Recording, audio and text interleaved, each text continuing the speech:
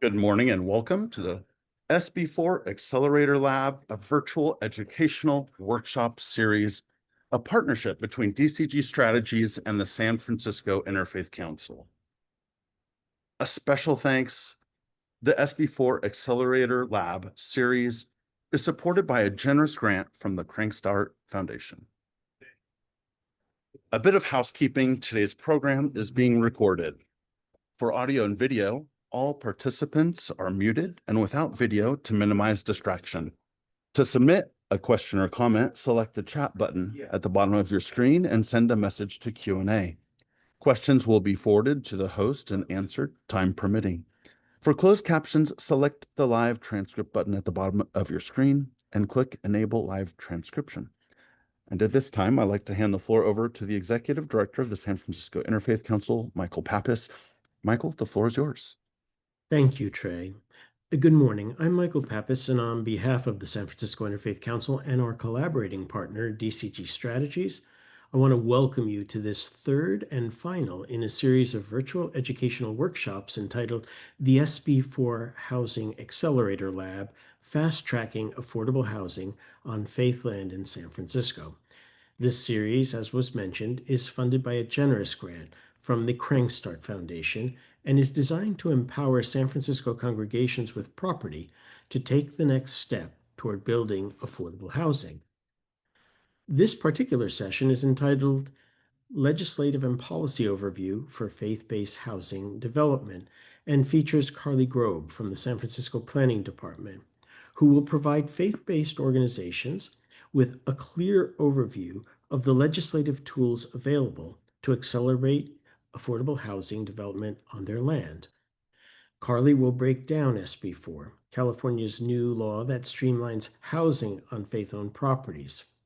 Additionally, she'll outline how recent zoning and approval changes impact your ability to build, what incentives are available, and how to take advantage of these updates.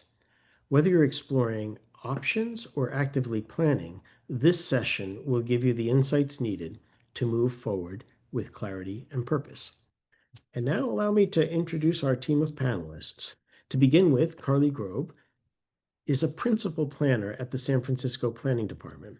Carly's worked on housing implementation teams since 2017 and is responsible for applying ever-changing state and local housing regulations to development projects. Before joining the housing implementation team, she served as a current planner on the Northeast Quadrant team for 3 years. Carly is from Ann Arbor, Michigan, and has earned both undergraduate and graduate degrees from the University of Michigan. Megan McIver is Vice President of Real Estate at DCG Strategies, where she leads strategic real estate projects with a focus on faith-based communities. Meg brings extensive experience from prior roles at JLL, the Signal Group, and CIP Capital with over $1 billion in commercial real estate transactions.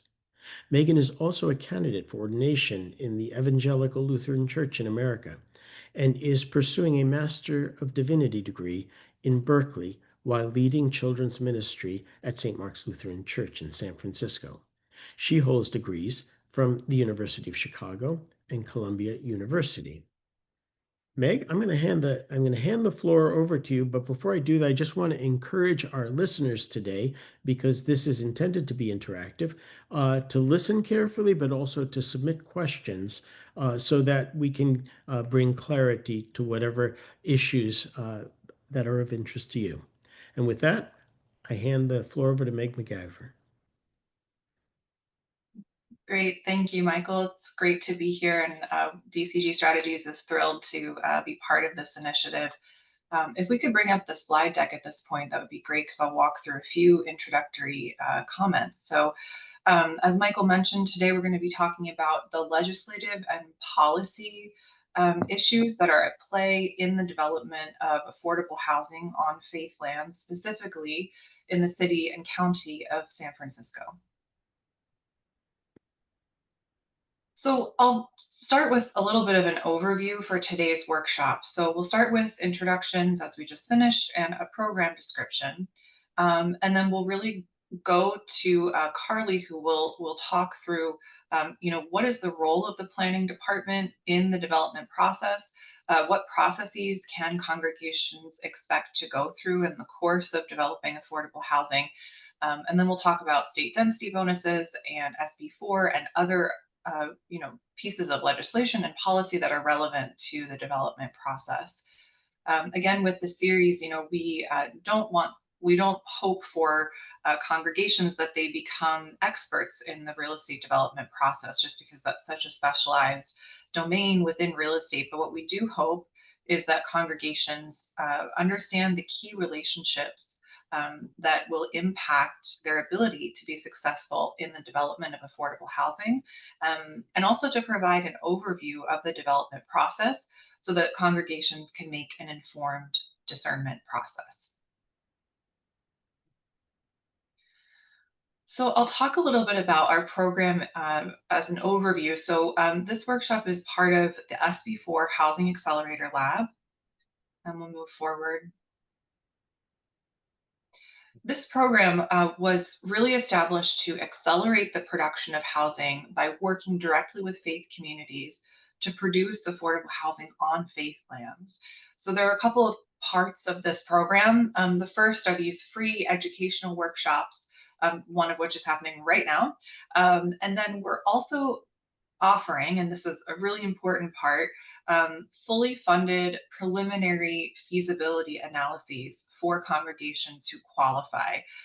So this really is a go or no-go analysis for congregations that may have land, may have been thinking about the possibility of development for a long time, and may not know whether it makes sense to invest any further. And so this analysis really allows a congregation to know for sure whether their site is a good candidate or not. And so that allows the congregation to move forward, to start making plans, and to start imagining the type of building that would be produced on their land and what type of population they might be able to help. And there are a number of factors, physical, congregational, and as we'll see, policy and legislative that come into play. To that end, I'd like to recommend that all congregations that are interested in qualifying for this pre-development feasibility analysis to please apply for our program. We will send around the link both in the chat and also as a follow-up email. We do have an August 1st deadline. The application is not at all difficult or long. It just asks basic questions and asks congregations to share with us why they feel called to develop supportive housing on their land at this moment. And as an introduction to DCG strategies, as Michael mentioned, we're partnering once again with San Francisco Interfaith Council. DCG strategies has been around for 20 years. We are a specialized full service real estate consulting and brokerage firm. And we focus specifically on serving both religious communities and school districts in the state of California. So we call them mission-driven institutions. So we're community minded, and all of us on the team are both senior real estate professionals. And specifically for our faith-based clients, I think what's very important to our success with those clients is that all of us on the team are, our faith is central to our lives. So I'm a candidate for ordination. Other folks on the team are already ordained, but we know how congregations work and think, and we know the complexity and the multiple sort of bottom lines that are at play in any type of real estate decision. So we believe that this equips us to provide excellent, nuanced real estate advisory to congregations throughout the state of California. Thank you. And I'll breeze through this, but just again, to give you context for who we are and what we do, here are some of the services that we can provide and the ways we work with congregations. So we provide strategic discernment workshops. That's one of my favorite things to do, working with congregations as they discern what's next for them. And this can be a small real estate decision or a large one, like, do we develop housing on our property? So we create workshops and custom programs to help folks arrive at that well-discerned place of, knowing exactly how they're going to move forward and what their vision is for the next 100 years on the site. We also do all types of analysis, project planning, project management. Of course, we offer brokerage services, both leasing and sales, as well as ongoing asset management. And we've just heard from Michael Pappas, an introduction. Everyone knows San Francisco Interfaith Council. But of course, the mission of SFIC is to convene and amplify the voice of San Francisco's faith-based community on issues like homelessness, disaster preparedness, civil and human rights, and housing affordability, immigration, and other issues. And at this point, it's my great pleasure to introduce Carly Grob. And Carly, I'll let you take it from here and introduce yourself. Thanks so much for being with us. Thank you, Meg. And thanks for having me. Hi, everyone. Good morning. My name's Carly Grob. I'm a principal planner at the San Francisco Planning Department, as Michael's kind of described already. I've been with the planning department for a little over 11 years and worn a couple of different hats during my time there. And my primary role at the department is really to help applicants, project sponsors, and planners implement the various state and local housing streamlining laws, density bonus laws, and really try to help housing get out of the ground as fast as possible. And so we go to the next slide, please. So my presentation today, we'll give you let's go to the next slide too, please. We'll give you a bit of an overview of what the planning department's role is within the city and in the development process. We'll touch specifically on SB4, and we'll go through a couple of other streamlining programs that may be available to you all as you're considering affordable housing development. And then we'll discuss the state density bonus law, which is a really critical tool that we use in conjunction with these state streamlining laws. I have a list of resources at the end as well. So what does the planning department do? We do a lot of different things. This list is meant to provide some of the primary roles of the planning department. We look at long-range city planning, kind of big picture goals for the city from a land use perspective, from an urban design perspective, a community equity perspective. But we also kind of whittle it down to a project-by-project review. So we get into the details as well. Several of our colleagues also have an enforcement enforcement role of certain, of the planning code or short-term rentals. And we work with our elected officials and our appointed officials on legislative efforts as well. So let's go to the next slide, please. So the planning process is usually the very first process that a developer will undertake with the city. So when you're going through the planning process, we're looking kind of at a really schematic design. We're looking at the big picture of your development. There's definitely a lot of details that we'll need to flesh out, but we're not looking at structural drawings. We're not looking at the engineering of the building. We're kind of getting a sense of what the building will look like, but we're really big picture, and we're usually first. And throughout this process, I will refer to a planning approval letter or an entitlement. And basically those are interchangeable. Planning approval letter is a specific San Francisco phrase, but an entitlement is a more general phrase about that describes the planning's approval of a development. Entitlements can range between something that is granted by a commission or a zoning administrator, all the way through kind of an administrative planning approval letter. So I'm going to use the term entitlement, and that just means the planning's approval of the project. Let's go to the next slide, please. So I've included a couple of slides about the planning process as it was before, because I think it's really important to understand how impactful and meaningful these housing streamlining bills have been over the last 7 to 8 years. In San Francisco, it historically was a very challenging place to build.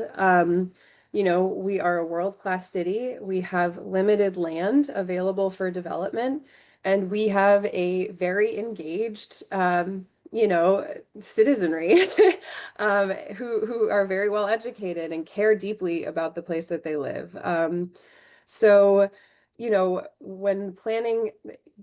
I started at the department, the planning process was pretty complicated and it was very discretionary. So as a department staff person, I would review a project for code compliance. I would work with my colleagues to complete environmental review, and I would review the project for other larger policy concerns. But the majority of projects would trigger a hearing in front of a discretionary, or an elected or appointed body that would make a discretionary decision about a project. So what I mean by that is if your project was a certain size, or if you needed an exception from the planning code, you had to go ask for that. And at that point, that elected or appointed body may say, we don't really like this part of your project. We'll grant you what you need, but you need to change something. Or, that would be an opportunity for someone who has a minor grievance about the project to say, please don't even approve this project. And so the reason that is important is because that brings in a level of uncertainty to your development. And when you bring in uncertainty to the development, I think it adds a lot of risk. It also adds time to your development process, and time is money. You're paying for holding costs, you're paying for security, you're sort of continuing to pay for your architect's time.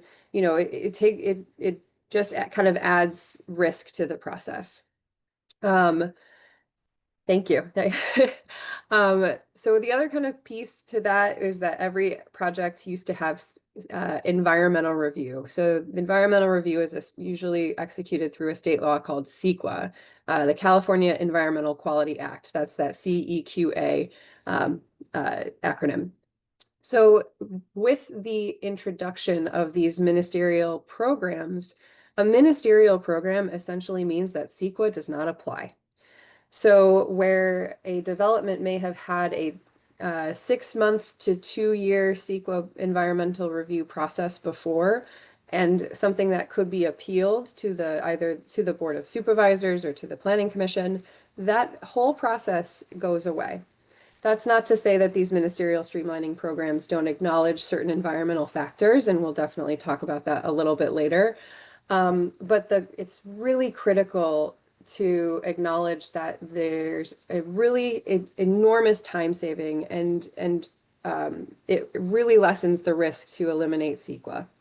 The other piece about ministerial processes is that the city no longer has the ability to impose any discretionary decisions.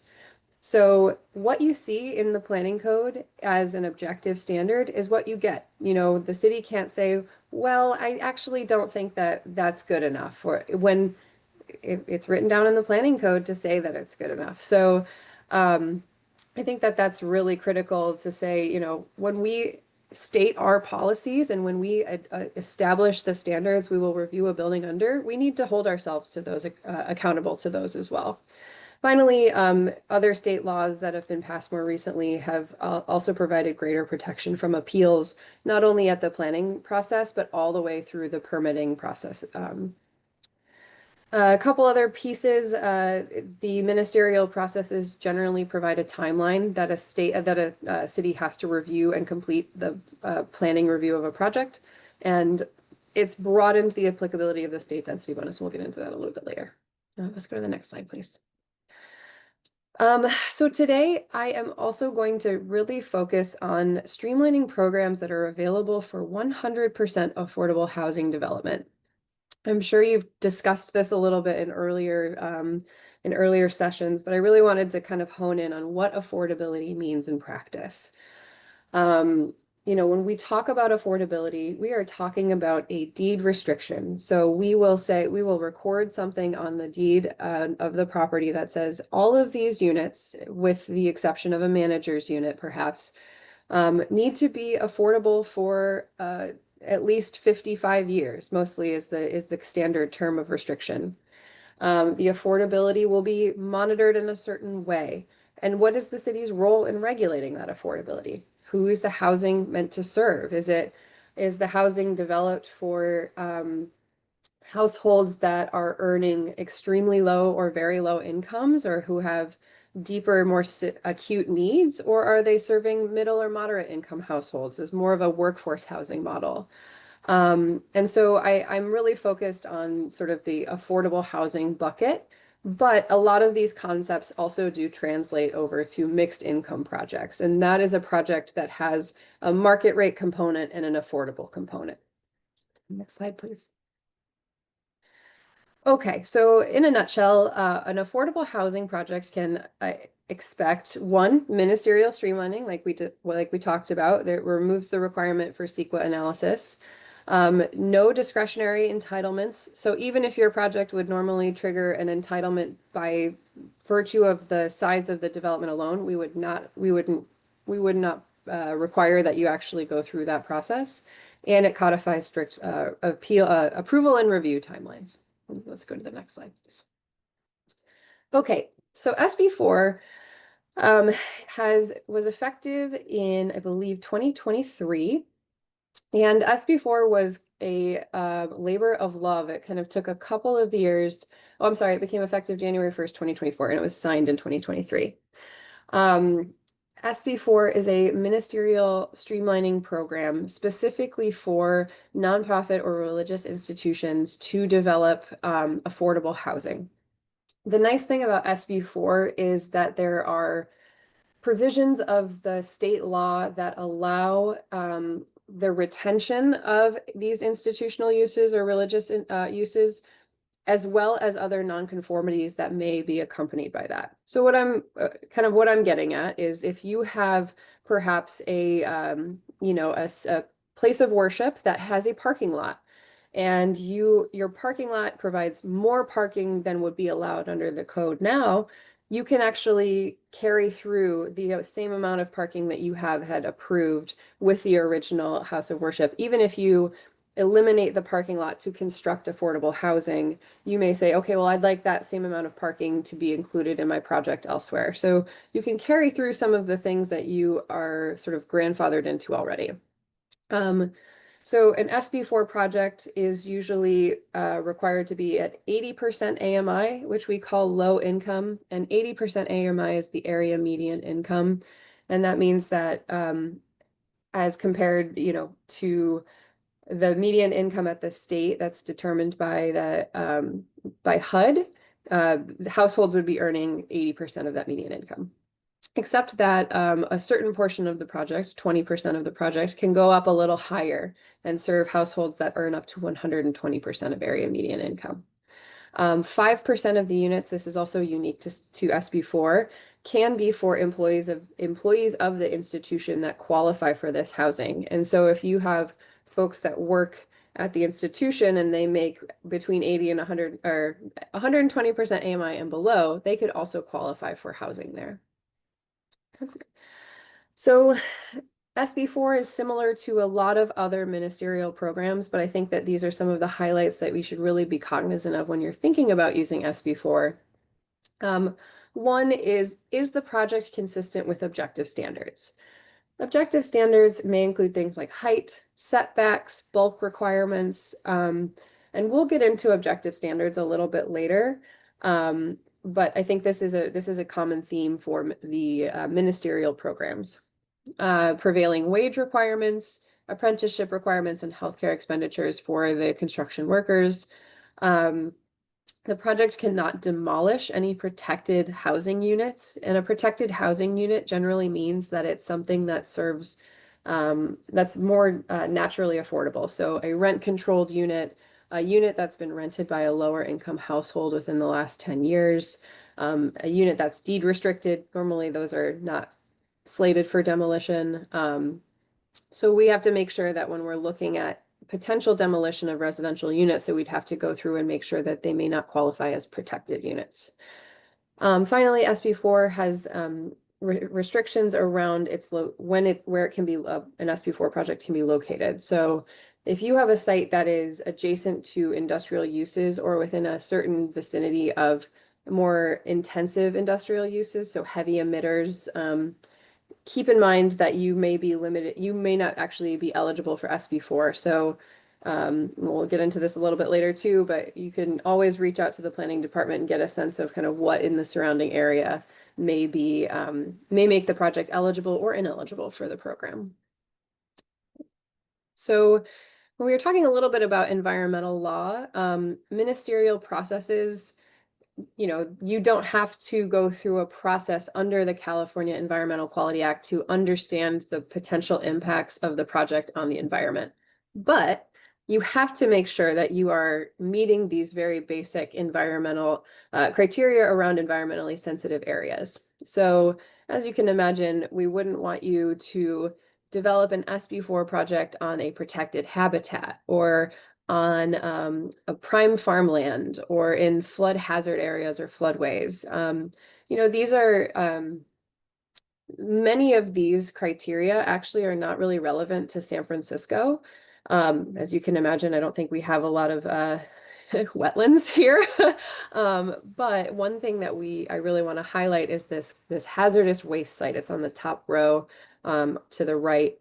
A hazardous waste site in San Francisco is a site that's on the Cortese list. So on our property information map, which I've linked later in the slides, you can look on our map and see, oh, is this on a Cortese site?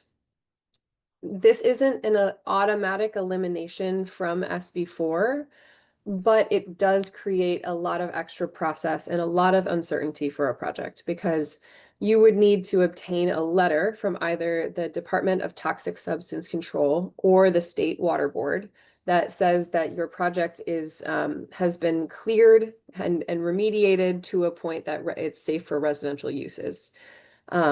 In recent conversations with at least the State Water Board, that's a very, very challenging letter to get. So I think if you're ever kind of researching a property or looking into whether or not SB4 is right for you, we're happy to kind of verify that information as well. Next slide, please. We've talked a little bit about SB4 and the streamlining, kind of the specifics around it. There are other programs that are available as 100% affordable ministerial streamlining programs. These three that I've listed, AB 2011, SB 423, and AB 2162, they all have pros and cons that are kind of, some of them are similar to SB4. AB 2011 also has restrictions around building next to industrial uses. But it is also something that could be an option if as an alternative to SB4. SB 423 has even fewer eligibility criteria.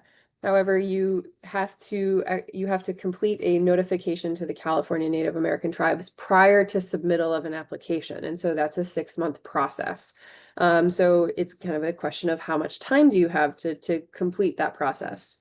And finally, AB 2162 is specific to permanent supportive housing. This program actually has the fewest eligibility criteria.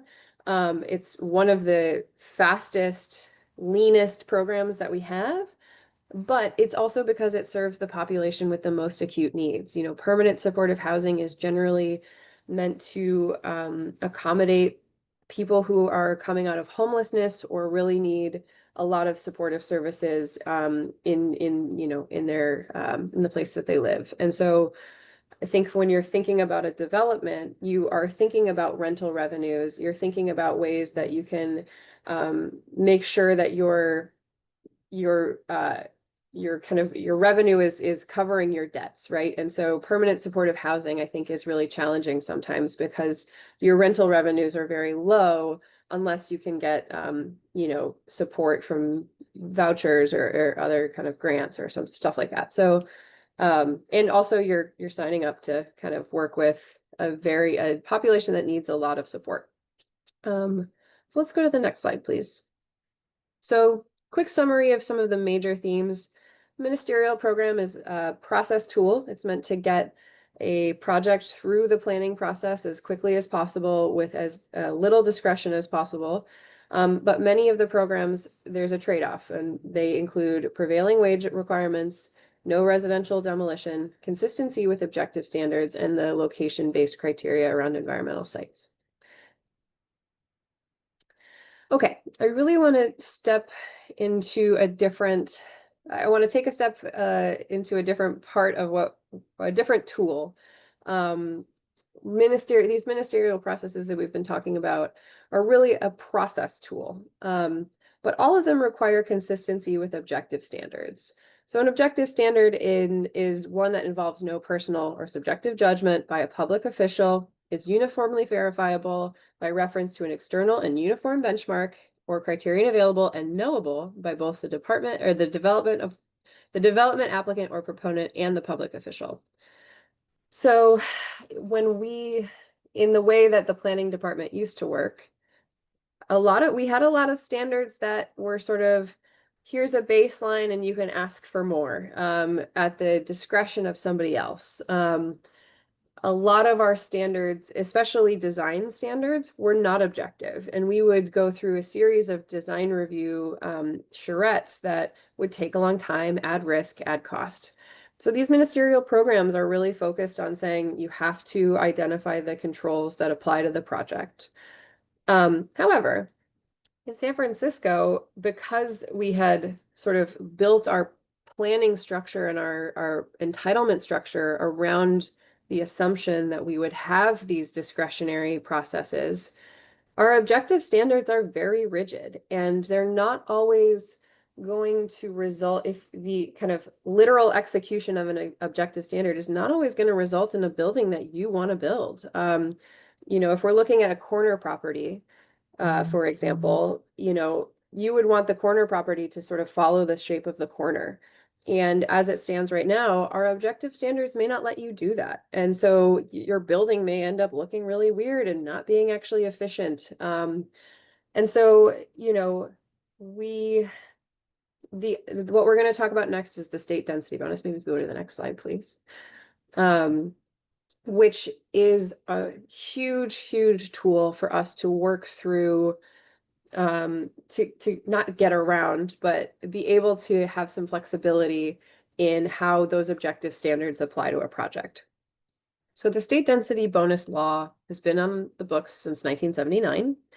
In 2013, there was a court case that really opened it up, and it became much more applicable to San Francisco. So the state density bonus requires that you build 5 net new units. You can build a residential or a mixed use project. And in exchange for providing on-site affordable housing, you get, that's affordable for 55 years, you get a couple of things. If we can move to the next slide, please. Can we go to the next slide, please?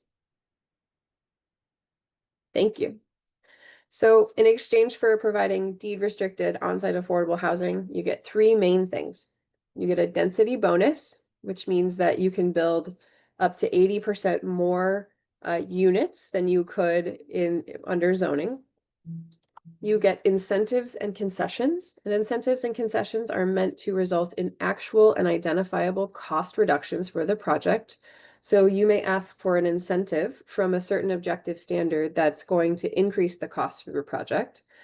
And then you get unlimited waivers. And a waiver is waiving an objective standard so that you can either accommodate the density bonus that you get or accommodate an incentive that you get.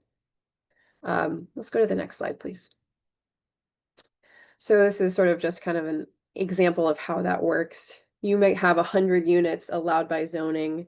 If you give the city, and this is an inclusionary, so this is a mixed income project, but I think this is a helpful sort of like illustration of how it works.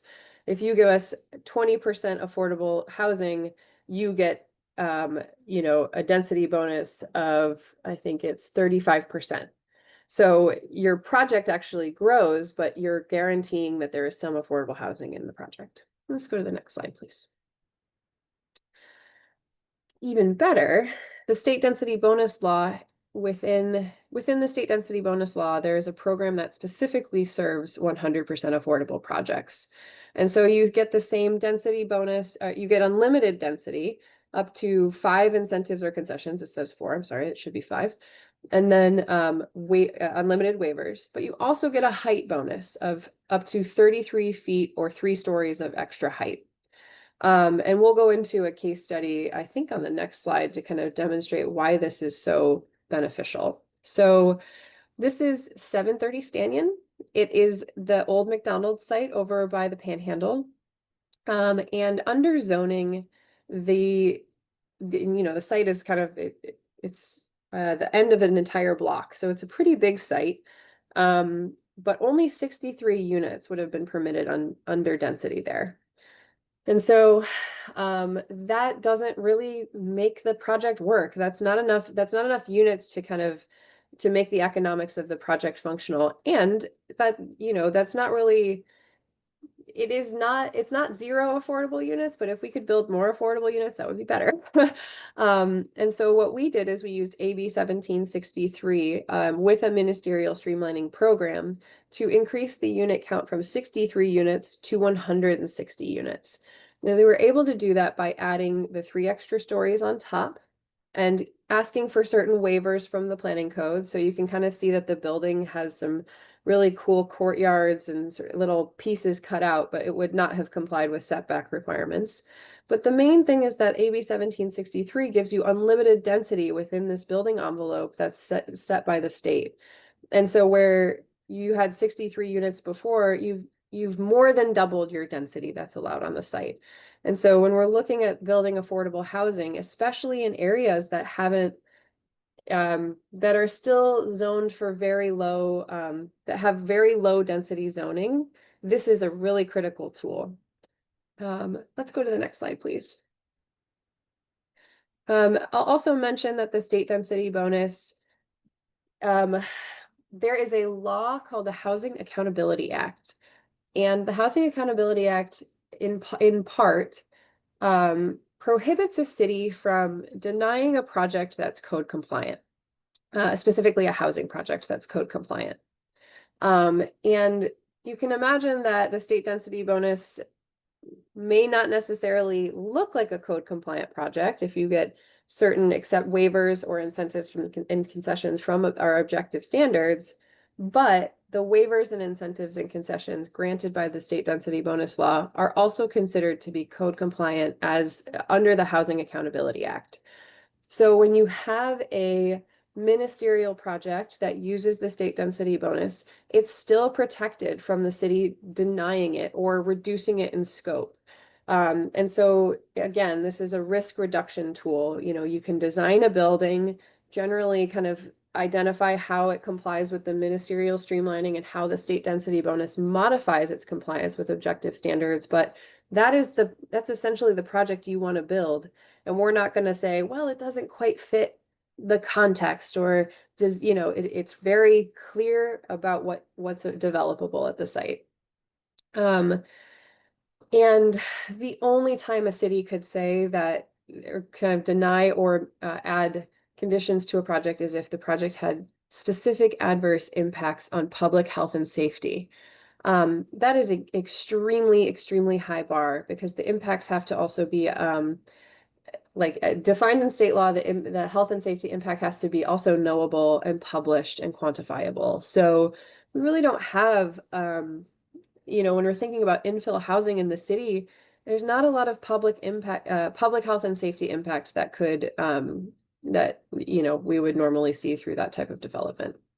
Let's move to the next slide. I think I only have maybe 1 or 2 left. So generally speaking, Planning Director Bulletin 5 is exactly where you want to start. And Planning Director Bulletin 6 talks about the state density bonus law.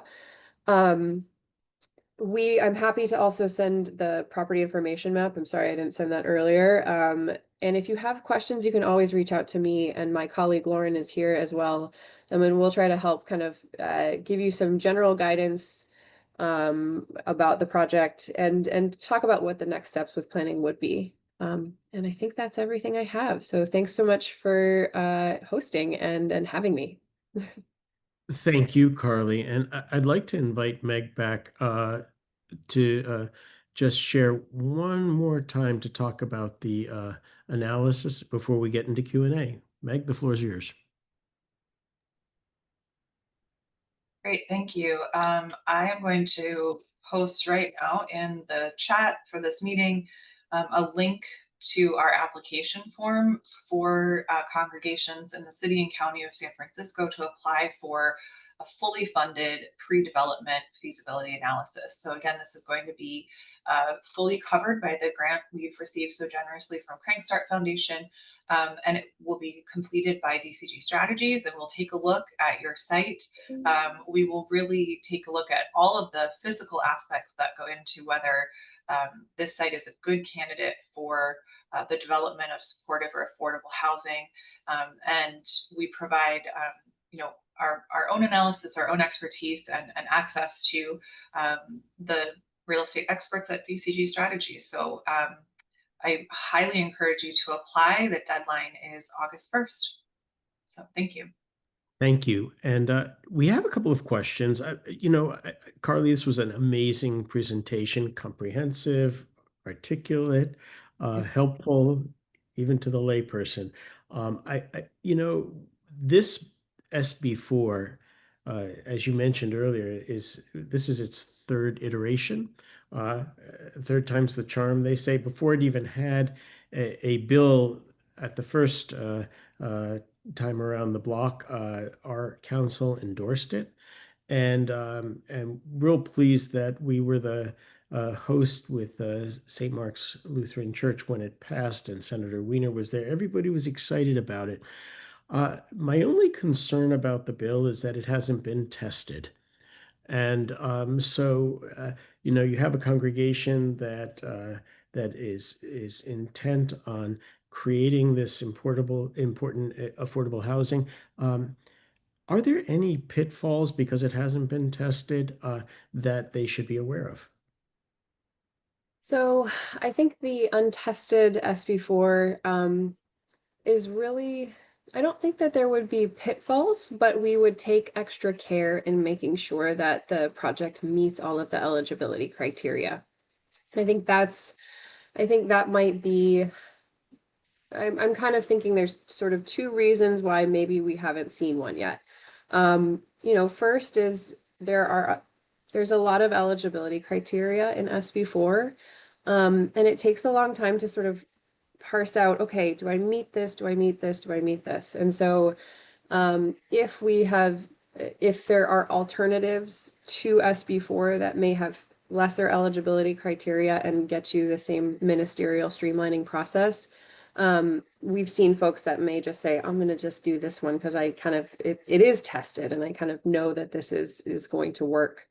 The other thing is I think that SB4, and I really appreciate your role in this and DCG's role in this, is that SB4 is bringing in a group that aren't developers. Congregations actually have so much more homework to do, because they do have to start finding consultants, finding architects, really learning how to undertake a development project, even as an owner, even as someone that's a hands-off kind of participant in the actual process itself. You have to understand something about real estate finance. You have to understand something about tax credits, affordability. A lot of the affordable projects we see are executed by nonprofits, the city, folks that this is exactly their mission and their task, and they do this every single day. And so, I think in the year and a half that SB4 has been effective, maybe there's a bit of a learning curve and it might just take a little while, but I think that's where we're trying also to kind of provide as many resources as we can, because we know that this is new for folks. Yeah. On that note too, at what point should a developer engage with the planning department? Yeah, early. When it's a concept in your mind. I think we're available at any point in the development process. And so what I usually say is, when you've identified the site that you want to develop, so let's think like maybe there is a building next to a parking lot and you think, okay, now I have the go ahead to explore the feasibility of developing the parking lot. I have an understanding of how much space I have, what I use it for right now. I have some of the basics, but what can I do with this parking lot? come to the planning department.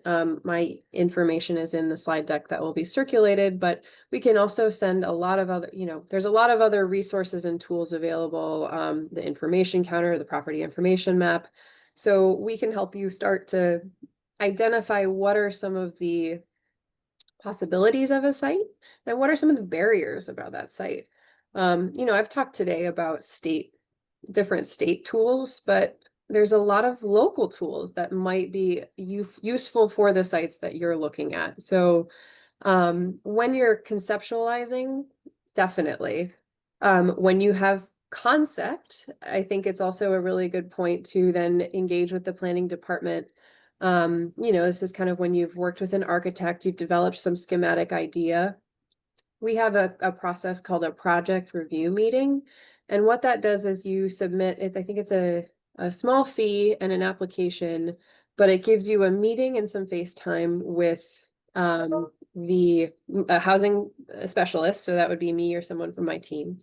The district manager who is in charge of sort of the area, the current planners that work in the area where you're developing, and likely the current planner who may be assigned to your project or someone similar, so that you can get really detailed feedback about compliance. But I will just also note that once you're in the door, planning will kind of pop back up through the development process. And so you'll have your application and your entitlement, your planning approval letter. But when you're permitting the project, planning also plays a role in reviewing the building permits themselves, just for consistency with the planning approval. Thanks. Our congregations are not experts at this, and so that's why when we began to partner with DCG Strategies, owner representatives, we breathed a sigh of relief.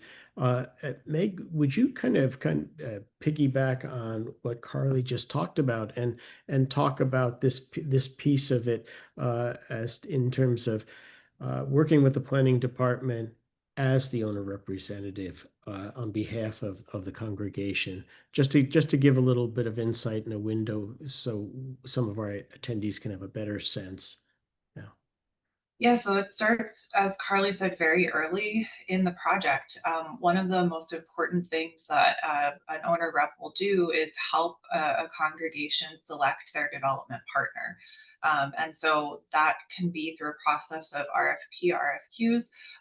And one of the ways that a congregation can sort of signal to the marketplace that it knows what it's doing, especially if it works with an owner rep, is to prepare an RFP, RFQ that really lays out the true capacity of the site. So when we say capacity, we're talking about unit count, we're talking about product type, and we're talking as well, especially in the affordable context, about what population you'd like to serve. And so an owner's representative can help you craft that RFP, so that request for proposals or qualifications to the marketplace. And part of that process, any qualified owner's rep is going to do is really help you, the congregation, get to know the site very intimately from a real estate perspective. And part of that is doing your own math, so to speak. So going to public information sources, our GIS records, trying to understand how is that property that you own, how is that zoned?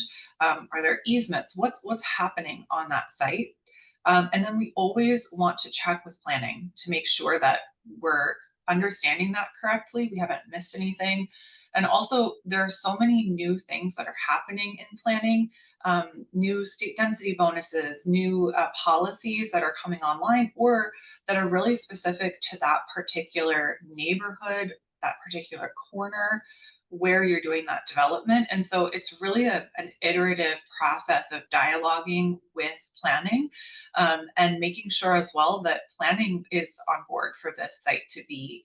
Now, Carly talked certainly about the discretionary versus non-discretionary, but planning has a vision for our city. And so, how does this site fit into that vision? And so really being friends with planning, I think that one of the big things that are a theme that's come up in kind of the workshops that we do with congregations that are interested in developing affordable housing is kind of demystifying the process. So I think, unfortunately, planning may or may not have this reputation of being a little bit unassailable, a little bit distant, a little bit punitive, scary. Planning might be the entity that comes in and says no. And so I think that carries over into folks' imaginations. And so I think part of what we're trying to do is, introduce you to Carly, who, as you can tell, is a lovely person and would love to talk to you about your project. And so just to say, they're human beings who care deeply about our city and, can help you understand what's possible on your site. So that's kind of a long answer, but definitely it's an iterative process that starts at the beginning of your project. A helpful answer. Carly, I heard you talking about the process pre-SB4 and then post-SB4 vis-a-vis our engaged and educated public. Let's put it that way. Can you just reiterate how public engagement has changed since? And then I'd ask, because one of the things that was very attractive about DCG strategies is their work not only with the communities that are looking to develop their properties, but also the neighborhood. Because like it or not, we're neighbors. And Yeah. and so I think that public engagement is an important part of the process. And so if you could address that, and then Meg, just talk about how DCG approaches neighborhood engagement. Absolutely. Yeah, definitely. You know, I completely agree. I think that when you're building something, being a good neighbor and kind of keeping in touch with your neighbors is always, always encouraged. The way it was before, it was codified.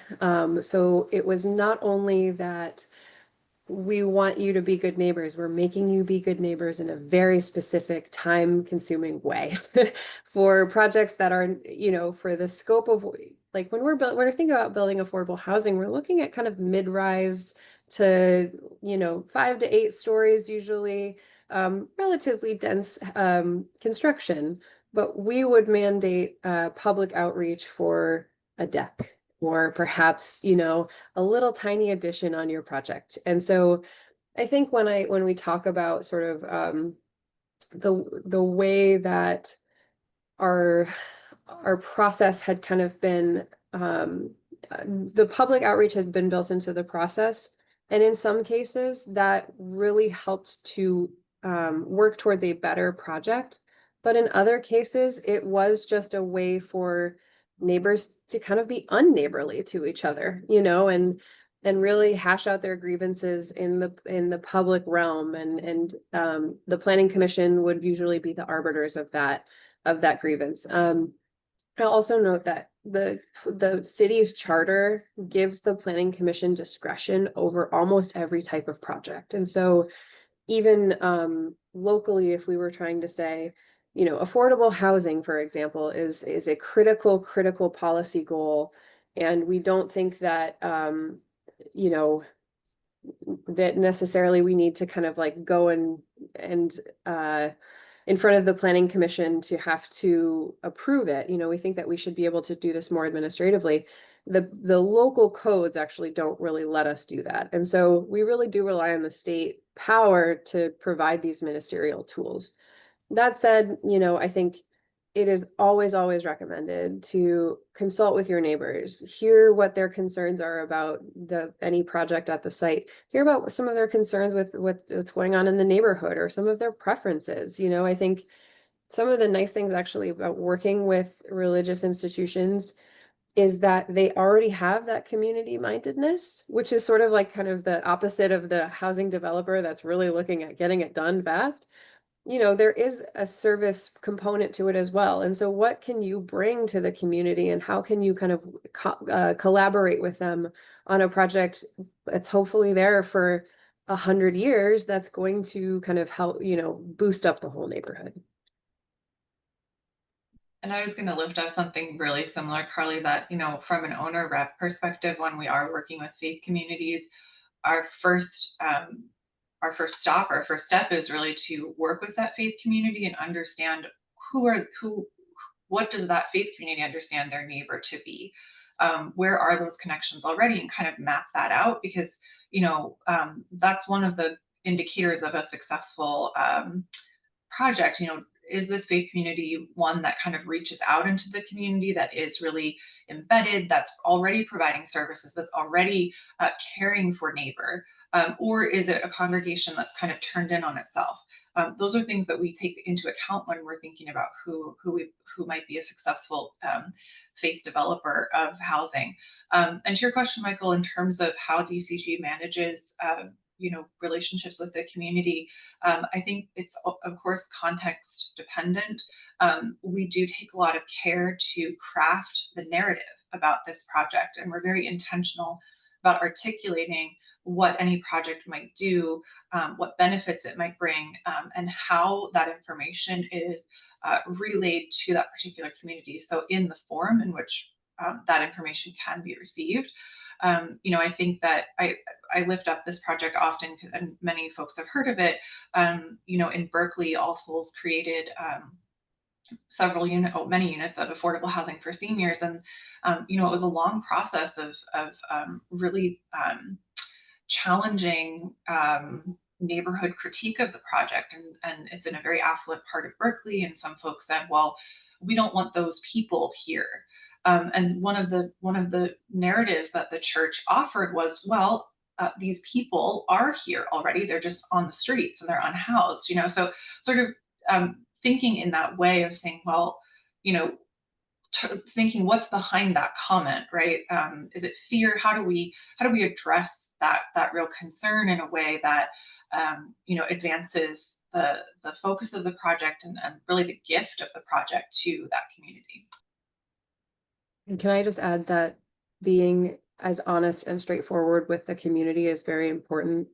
I think that like when it's very challenging role to be in, to balance an economic reality of a project with something that a community member wants, and saying to them, I think that it's really about kind of negotiating and finding common ground and really trying to understand each other. And part of that is not like, let's incorporate all your ideas into our project. Part of that is, I understand that you're concerned about the loss of parking. Here's how much parking realistically we can accommodate in this project for the residents, before it starts to impact our ability to achieve the ultimate goal. That's kind of an example, but, really kind of being as straightforward with folks to say, like, this is kind of what we're working with, and we want to include you in the process, but the honesty is really, really critical. A lot of our congregations have been here since the gold rush, and their institutions and their property is their treasure, along with their reputation, and they are reticent to sell the property. Many are open to very long-term leases. How does the planning department, NSB4, consider this issue, long-term lease versus selling? I think that the lease and ownership structure can be structured in various different ways. I think what planning really cares about is who has the authority to record the affordability on the land. And so if it's a long-term lease, I think obviously like the congregation is already sort of on board with leasing. And so they, when you're thinking about restricted affordability, that needs to kind of exist on, on the deed. And so making sure that you have sort of these setups that allow for the project to continue to meet the requirements that are in place for that affordability. But there's a lot of different kind of ownership leasing structures that we see already for affordable projects that are funded or that have some type of city involvement. There are times where the city will actually own the land and do a long-term ground lease to a nonprofit developer.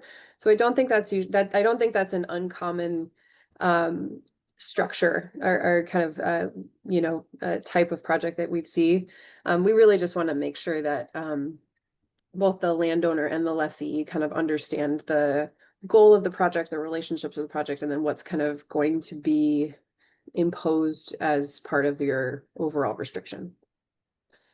Thank you. We've come to the end of our time. Meg, did you want to add anything? And I'm going to give you one more shot to talk about the. I was just gonna say, I would just, I'll Please, by post all means, again. we're coming to a Uh, deadline, so this is important. Exactly. So, the application link is in our chat. And again, if you're curious about learning about this project or process and what it might be like to receive such a grant, if you'd like to just learn more about DCG or, the work that we're doing as part of this SB4 Accelerator Lab, I'll also put my email in the chat, and certainly we can follow up via the link that will be sent to you through SFIC later. But that's all from me. Thank you. Thank you. And Carly, thank you for putting a beautiful face on the planning department and a kind face and a Me welcoming too. face. So that folks aren't scared. I will tell you that this segment, along with the other two, will be sent to our 5,600 e-subscribers, hopefully by day's end today. And we encourage you to use it as a resource and to be checking in with us. We'll have some helpful links, many that were referenced today and in the other sessions.